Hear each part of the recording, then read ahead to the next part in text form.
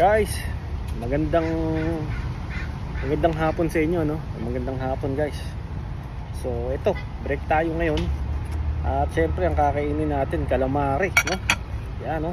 Calamares, no? Tapos, meron tayong broccoli na sinutela sa oil. Tapos, nilagyan natin ng salt and pepper, no? Tapos, syempre, meron tayong kanin, no?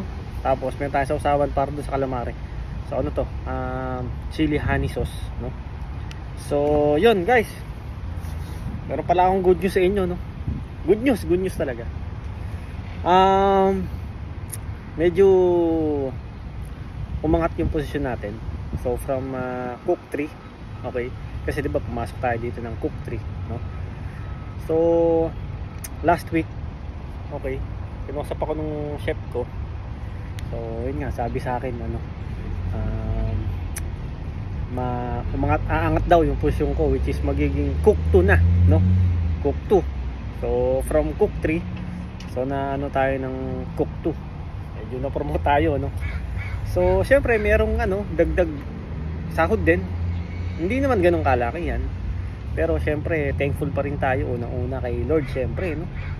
Dahil blessing talaga, actually blessing talaga to. Laking tulong, no? Laking tulong sa sahod natin, sa araw-araw nating pamumuhay, di ba? So, yun. Papasalamat tayo kay Lord, syempre. Tapos, pangalawa, syempre, doon sa mga kasama natin. Yung mga nag-train sa atin, yan. Sila Chef Danny, sila Junel, tapos sa mga kasama natin dito. So, salamat din sa kanila kasi syempre, kung di dahil sa kanila, so, hindi natin matututunan yung mga dapat nating matutunan, no? Tapos pangatlo, syempre dun sa chef namin, no, na talagang nagtiwala, no, dun sa kakayahan natin, no. Syempre sa una talaga, well, ganun talaga sa una, syempre mahirap makabisado yung mga menu, yung mga items, pero syempre kung araw-araw mo na namang ginagawa, no, so matutunan mo naman talaga yon, no. Hindi madali sa una, pero syempre darating tayo sa panahon na o sa time na talagang lahat yun mamamaster natin, no. Tapos syempre ang mga taong sumusuporta yan, sa asawa ko, pamilya ko, yun. Kasi actually sabi ko nga sa inyo dati, talagang gusto ko na sumuo eh. Sabi ko gusto ko ng